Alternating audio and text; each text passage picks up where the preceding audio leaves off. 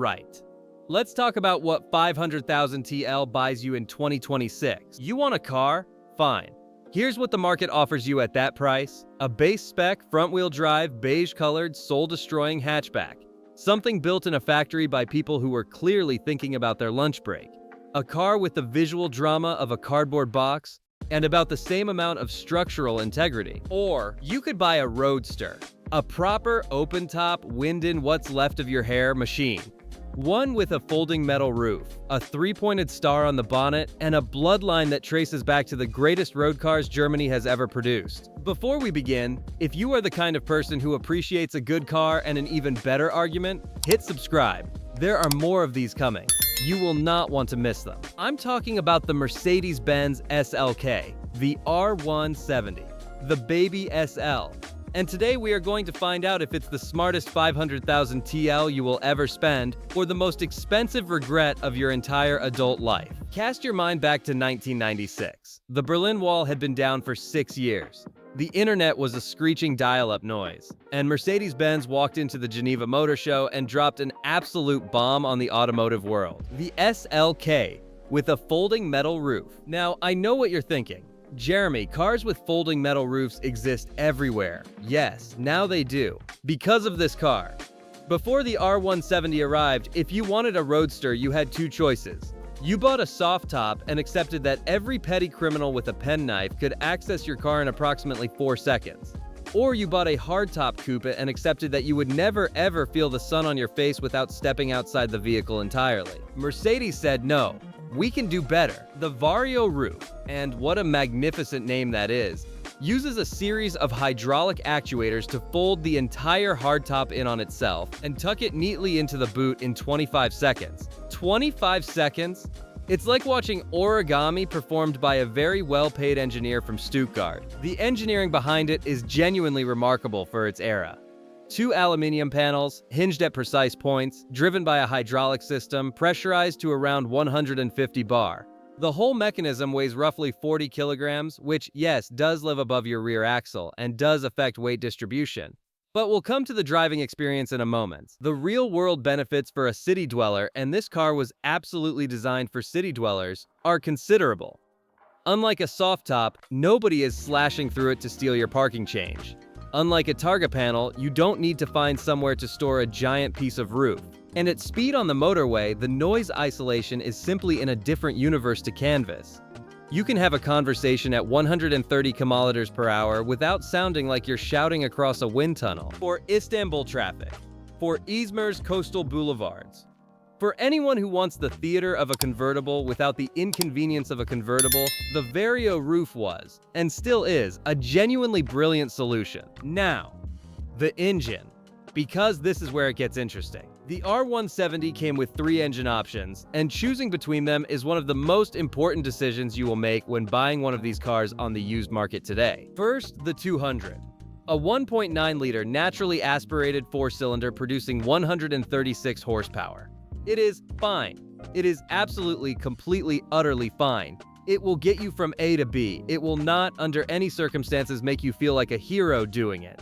It sounds like a moderately enthusiastic sewing machine, and it has all the low-down torque of a motivated bicycle. If you find one at a significantly lower price, there is a reason for that. Second, and this is the one you want, the 230 Kompressor. 2.3 liters, supercharged, 193 horsepower. And this is where the word compressor earns its considerable reputation. Compressor means supercharger, forced induction. Unlike a turbocharger, which uses exhaust gases and builds boost progressively, creating that dreaded lag, a supercharger is mechanically driven directly by the engine. It makes boost immediately. From idle, from the moment your right foot asks the question, the engine answers. The torque delivery is immediate, linear, and deeply satisfying in a way that a turbocharged engine at this displacement simply cannot replicate. The result is a car that feels genuinely brisk in normal driving. 0 to 100 kilometers per hour in 7.7 seconds isn't setting the world on fire in 2026. But on a warm Turkish morning, roof down, supercharger whining its distinctive mechanical song, it feels considerably faster than the numbers suggest. The trade-off is fuel economy. The supercharger is mechanically connected to the crankshaft, which means it is always consuming power to produce power. combined fuel consumption sits at around 9.5 liters per 100 kilometers in the real world. In city traffic, which is where this car will spend most of its life, expect more like 11 or 12. It is not a frugal machine. Third option, the 320. A 3.2-liter V6 producing 218 horsepower. Naturally aspirated, silky smooth, and genuinely fast. 0 to 100 in 6.9 seconds. The V6 sounds magnificent. It revs with the enthusiasm of something much more expensive. And if you find one in good condition at the right price, you have found something rather special. The supercharged 230 is the sweet spot for most buyers. It's the most common, which means parts availability is best, and the independent mechanics know it intimately. The V6 is the connoisseur's choice. The 200 is for people who don't actually want to enjoy themselves. Right, honesty time, because I will not lie to you, even when the truth is slightly inconvenient. The Mercedes SLK R170 is not a Mazda Miata. It does not change direction with the telepathic precision of a scalpel. It does not invite you to throw it sideways into every corner with reckless abandon. It is not at its core a canyon carver. What it is a grand tourer in miniature. A cruiser. A sophisticated, refined, point-to-point machine that eats up motorway kilometers with genuine elegance. And once you understand what it was designed to be, rather than what you might wish it to be, you will appreciate it enormously. The steering. This is the most honest conversation we need to have. The R170 uses recirculating ball steering, a system more commonly associated with luxury saloons and American land yachts of the 1970s than with roadsters. It is hydraulically assisted. It is, by modern standards, somewhat numb. The connection between your hands and the front tires is approximate. You feel the road in broad strokes, not fine detail. At low speeds and in car parks, this numbness can feel frustrating. You are not entirely sure what the front wheels are doing. The steering requires a little more conscious input than you might expect from a two-seat sports car. However, and this is a crucial however, on the E5 highway at 120 kilometers per hour, that same characteristic becomes a virtue. The car is planted, stable, serene, it tracks straight lines with absolute conviction, absorbs motorway undulations without drama, and remains composed in a way that a more sensitive, more nervous sports car simply cannot match at those speeds. The suspension is tuned for comfort over aggression. The body roll in corners is real, not alarming, but present. The chassis rigidity of the R170 is actually quite impressive for a convertible of this era, thanks in part to substantial strengthening in the sills and floor. But this is not a car that rewards aggressive corner entry speeds. What it rewards is rhythm. It rewards smooth inputs. It rewards someone who drives with it rather than against it. Drive it like a proper touring machine, flowing through bends rather than attacking them, and you will find it genuinely rewarding. Now, I need you to sit down, because we are going to talk about reliability. And this section exists purely to save you money and heartbreak. The R170 is a product of late 1990s Mercedes-Benz. And late 1990s Mercedes-Benz had what historians of automotive reliability politely call a difficult period.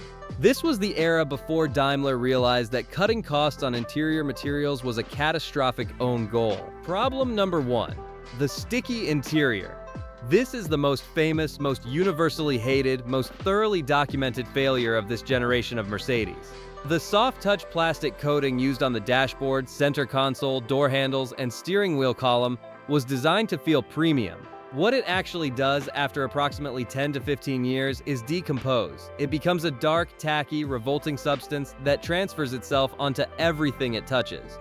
Your hands, your clothes, your soul. On a Turkish example that has spent its life in high temperatures, this process accelerates magnificently. Inspect every single interior surface before you buy. Problem number 2, the K40 relay.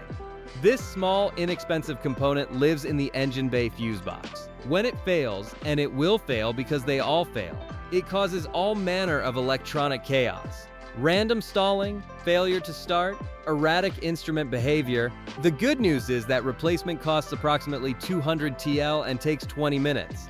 The bad news is that if an owner doesn't know about it, they may have spent considerably more chasing phantom faults elsewhere. Problem number 3, rust. Specifically, rust on the front wings just above the wheel arches and around the lower door frames. The R170 is not a particularly rust-prone car by European standards, but Turkey's coastal cities and salted winter roads create ideal conditions. Get underneath it, bring a torch, tap the arches. Problem number 4, the hydraulic system for the Vario-Roof. The hydraulic cylinders and the pump that operate the folding roof have a finite lifespan.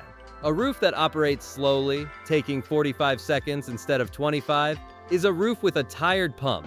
A roof that stops mid-cycle is a hydraulic cylinder that has failed its seal. Both are repairable. Neither is cheap. A full hydraulic roof rebuild on a specialist's ramp will cost between 8,000 and 15,000 TL depending on which components need replacement. Always cycle the roof 3 or 4 times in rapid succession before purchasing. These are not reasons to avoid the car. They are reasons to be informed about the car. So, 500,000 TL, 2026. What are your options? The BMW Z3.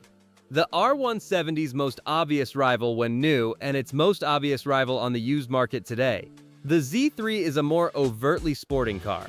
The steering is sharper, the driving position is more aggressive. The inline-6 versions sound extraordinary, but the Z3 has its own notorious reliability issues, cooling system failures that can destroy the engine with impressive speed if neglected.